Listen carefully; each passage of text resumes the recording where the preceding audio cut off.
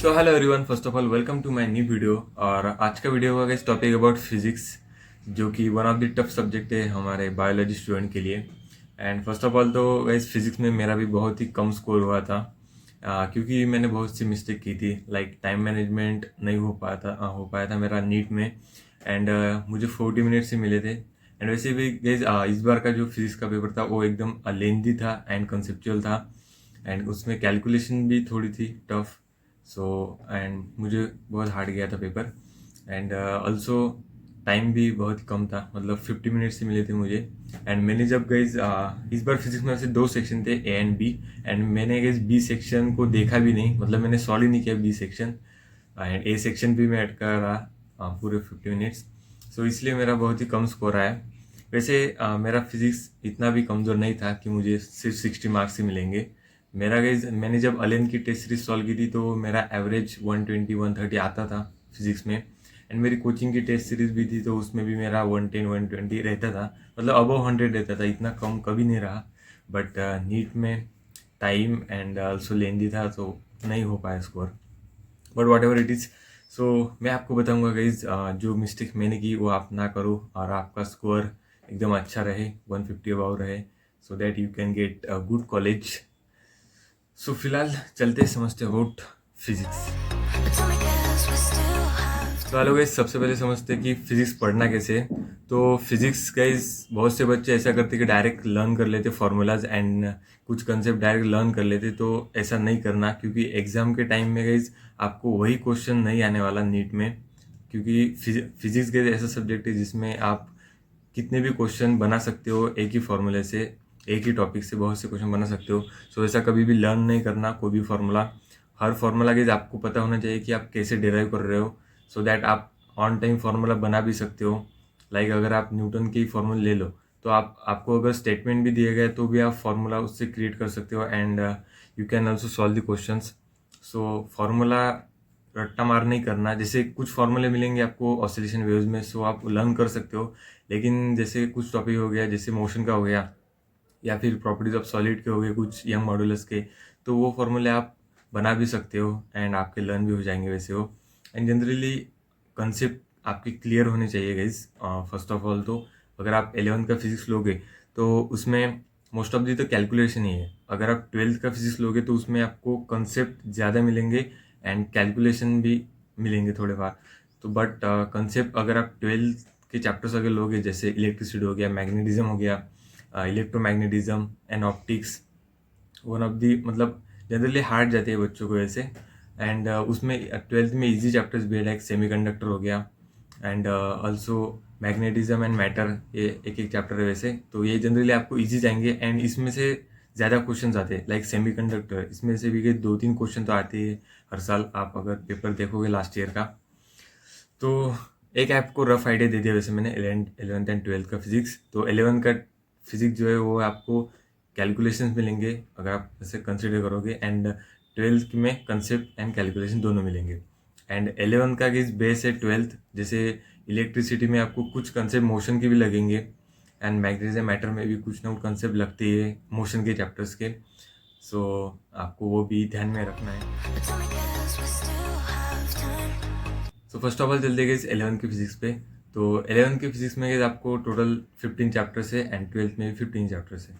सो 11th के guys important chapters आपके motion के, energy and also oscillation waves में गाइज क्वेश्चन आते हैं अच्छे वाले, डॉपलर्स लॉ, डॉपलर्स इफेक्ट। सो वो आपको अच्छे से करना है।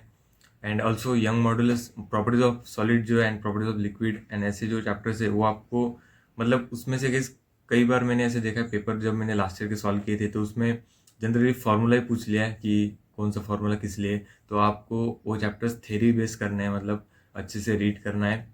एंड कुछ फार्मूला आपको उसमें दिखेंगे, वो भी आपको पता होना चाहिए कि आप कैसे डिराइव कर रहे हो फार्मूलाज।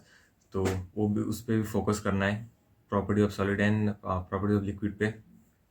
एंड जैसे मोशन के चैप्टर्स हो गए, work energy, gravitation, rotational motion, तो ये चैप्टर के सबसे मेन है। जनरली ये चैप्टर्स गई बहुत हार्ड जाते हैं कभी कभी। रोटेशनल मोशन में गई कंसेप्चुअल क्वेश्चन ज़्यादा आते हैं एंड जनरली बच्चे सिर्फ इजी क्वेश्चन सॉल्व कर लेते थोड़े बार एंड देन उनको हार्ड जाता है। इसीलिए रोटेशनल मोशन एंड ग्रेविटेशन आपको एकदम अच्छा करना है, एकदम डीप जाना है उस क्वेश्चन सॉल्व करने के लिए।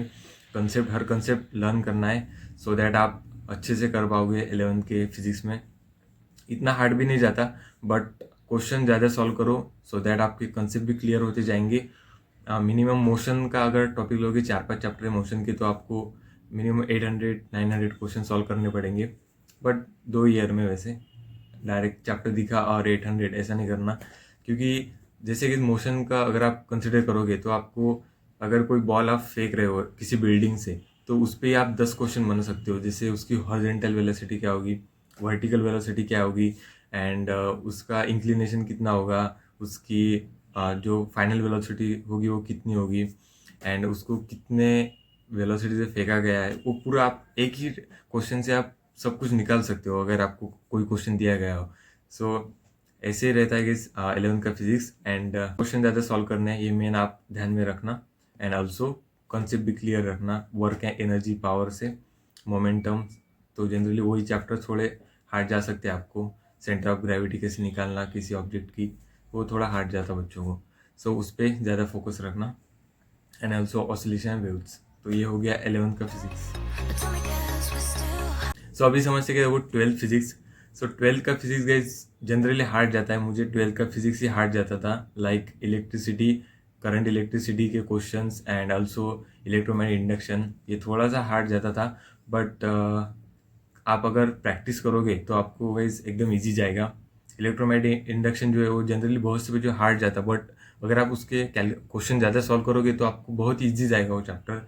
एंड जनरली बहुत से बच्चे ऐसा करते कि इसकी इलेक्ट्रिसिटी हो गया या फिर करंट इलेक्ट्रिसिटी, ऐसे चैप्टर के छोड़ देते, कहते हैं कि 2-3 क्वेश्चन आने वाले और छोड़ दिया तो क्या ही होगा। बट जनरली गाइज ऐसे जो बच्चे छोड़ देते हैं उनको गाइज बहुत ही प्रॉब्लम जाता है नीट के पेपर जब वो अटेम्प्ट करते हैं। तो ऐसा कभी मत करना, कोई भी चैप्टर के छोड़ना नहीं है। मिनिमम आपको उसके जो फॉर्मूले से वो रट्टा मार के जाओ। अगर आपको ऐसा लगता है कि फिजिक्स मुझे कुछ आता ही नहीं तो मिनिमम गाइज 12th के फिजिक्स के फॉर्मूला आप रट्टा मार दो। और जो आपको ऐसा लास्ट ईयर के क्वेश्चन अगर आप देखोगे उसमें जैसे कुछ कंसेप्ट दिए हुए तो वो आप राइट डाउन करो। मतलब जिनको हार्ड जाता है फिजिक्स, जिनको ऐसा लगता है आप फिजिक्स कुछ भी नहीं आता, वो आप ऐसा कर सकते हो। बट जिनको ऐसा लगता है कि आपको अच्छा कॉलेज मिलना चाहिए तो आपको तो हर चीज़ अच्छे से करनी है। बट जिनको नहीं फिजिक्स आता, आप हर फार्मूला रीड करो, उसको उस पर कुछ क्वेश्चन सॉल्व करो। बट कोई भी चैप्टर छोड़ो मत। लाइक करंट इलेक्ट्रिसिटी, उसमें गाइज किरचॉफ लॉ होता है, तो कुछ बच्चों को सर्किट सॉल्व ही नहीं करना आता, सो वो टॉपिक ही छोड़ देते। तो ऐसा नहीं करना। मिनिमम आप 2-3 क्वेश्चन सॉल्व करो, कुछ आइडिया लो कि आप कैसे सॉल्व कर रहे हो क्वेश्चन को, सो दैट आप ऑन टाइम अगर आप नीट का पेपर सॉल्व करो आपको कुछ भी नहीं आएगा तो आप कुछ ना लॉजिक लगा पाओगे कि हमने ऐसे सॉल्व किया था। तो चैप्टर छोड़ना नहीं है वैसे कोई भी। एंड जैसे कि चैप्टर हो गए semiconductor, electromagnetic wave and AC circuit. Generally ये चैप्टर अच्छे से करना है। इनमें से जनरली 3-4 क्वेश्चन ही आते हैं। वैसे एसी सर्किट से भी 1-2 क्वेश्चन आएंगे, but semiconductor and electromagnetic wave generally theory वाले क्वेश्चंस आएंगे इस टॉपिक पे। बट 2-3 क्वेश्चन तो आते ही है। सेमीकंडक्टर एकदम अच्छे से करना है। कंडक्ट में एक टॉपिक है वैसे जो डायोड का, सो वो आप एन पी एन जंक्शन और पी एन जंक्शन वो अच्छे से रीड करना है। उसमें बैरियर, पोटेंशियल एंड वो सब आप देख लेना एक बार। मैं भूल गया, अभी 5-6 महीने हो गए वैसे मुझे पढ़े थे, बट आप एक बार देख लेना। And also guys about optics guys आपको बहुत ही अच्छे से करना है, क्योंकि ऑप्टिक्स आपका गाइज 10th में भी हुआ रहता है। वैसे 9-10 में चैप्टर्स होते हैं ऑप्टिक्स के। एंड जनरली जिनका फाउंडेशन बैचेस हुआ होगा 8-9 में तो उनको अच्छे से पढ़ाया गया होगा लेंसेज के बारे में एंड टेलीस्कोप वगैरह आपको आगे है वैसे। बट जब आप 12th में आओगे तो आपको बहुत ही कम टाइम मिलेगा, क्योंकि जनरली गाइस 12th की जब आप पढ़ाई करते हैं तो आपको टाइम कम मिलता है, क्योंकि आपके ऊपर 11th का भी प्रेशर रहता है एंड साथ में 12th का भी। सो टाइम थोड़ा कम मिलता है, इसलिए 12th थोड़ी हार्ड हो जाती है। बट जनरली अगर 12th को ज़्यादा टाइम मिलेगा तो 12th सबसे ईजी है, 11th थोड़ी हार्ड है, मुझे ऐसा लगता है। बट 12th में टाइम कम मिलता है वैसे। एंड ऑल्सो बोर्ड की एग्ज़ाम भी होती है, सो वो एक प्रेशर अलग रहता है। बट जनरली ऑप्टिक्स के बारे में बताऊंगा। ऑप्टिक्स गाइस आपको अच्छे बुक से करना है, आपको सभी लेंसेज के बारे में पता होना चाहिए, टेलीस्कोप उसके फॉर्मूलेज थोड़े अलग है, एंड ऑल्सो अबाउट आइज, मतलब आइज पे भी क्वेश्चन उन्होंने जो डिफेक्ट्स होते हैं हाइपरमेट्रोपिया मायोपिया, तो उस पर भी कुछ क्वेश्चन आते रहते हैं, सो वो भी आपको अच्छे से करने हैं। एंड ऑल्सो मेन फोकस आपका वो टेलीस्कोप माइक्रोस्कोप पे रहना चाहिए, उस पर क्वेश्चन आते रहते हैं वैसे। एंड ऑल्सो एक चैप्टर है guys electromagnetic waves. Electromagnetic waves छोटा सा ही चैप्टर है। ऑल्सो एटम्स एंड न्यूक्लियाई, ये जनरली एटम्स एंड न्यूक्लियाई आपका केमिस्ट्री के सर भी ले सकते हैं, वैसे एटम्स हमें केमिस्ट्री में भी है तो वो आपका हो जाएगा उसमें, बट मेन फोकस कंसेप्ट पे रखना 12th में। कंसेप्ट अगर आपके क्लियर होंगे तभी आप सॉल्व कर पाओगे, क्योंकि 12th में इस फॉर्मूले थोड़े कम मिलेंगे आपको, कंसेप्ट ज़्यादा मिलेंगे। एंड कंसेप्ट कई बार फॉर्मूला आपको खुद से भी याद रखना होगा, जैसे मैग्नेटिज्म जो चैप्टर है, तो मैग्नेटिज्म में फॉर्मूलाज मिलेंगे आपको, कुछ force equals to Q E, so वो आपको, and force equals to M G, so आप ऐसे डिराइव कर पाओगे, एक दूसरे को कनेक्शन होता है उसमें।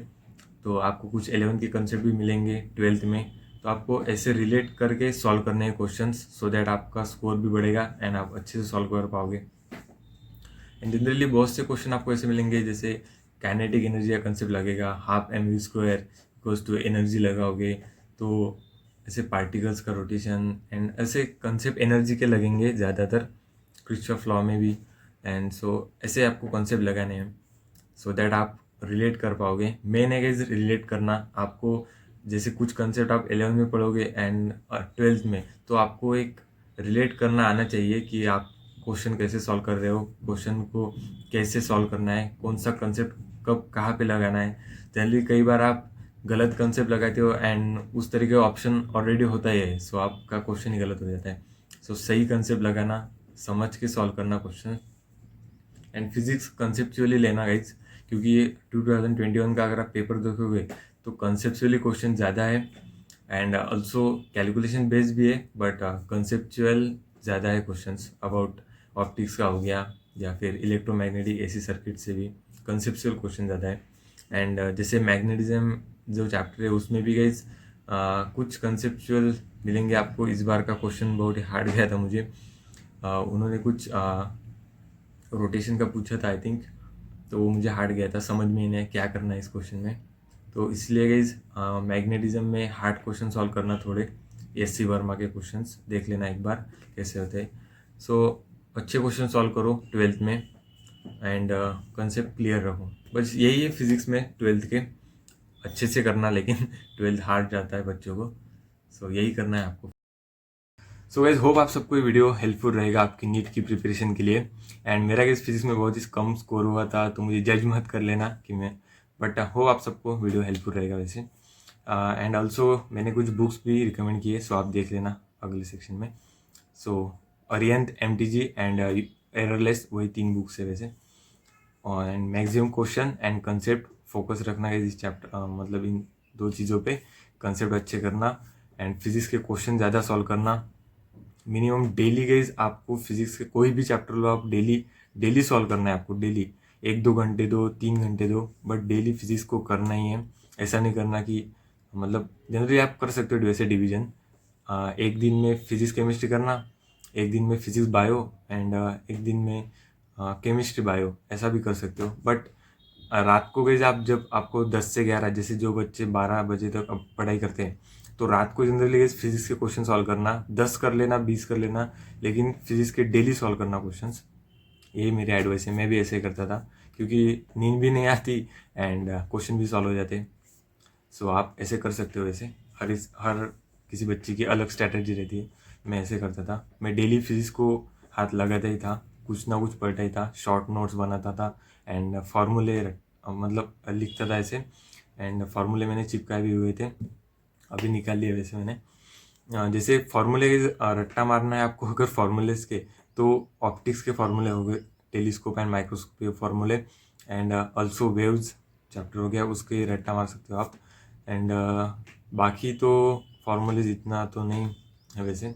करंट इलेक्ट्रिसिटी भी 2-3 फार्मूले मिल जाएंगे आपको, बट करंट इलेक्ट्रिक से आपको पता ही हो जाएगा वो आपको वोल्टेज का, आप खुद से ही बना पाओगे फार्मूले। सो वो और रट्टा मारने की कोई, बट ऑप्टिक्स के मार सकते हो रट्टा। एंड लिखना फॉर्मूलेज सब कुछ अच्छे से करना। नीट का पेपर गाइस हार्ड आ सकता है आपके लिए, सो अच्छे से करके जाना and all the best for your exam.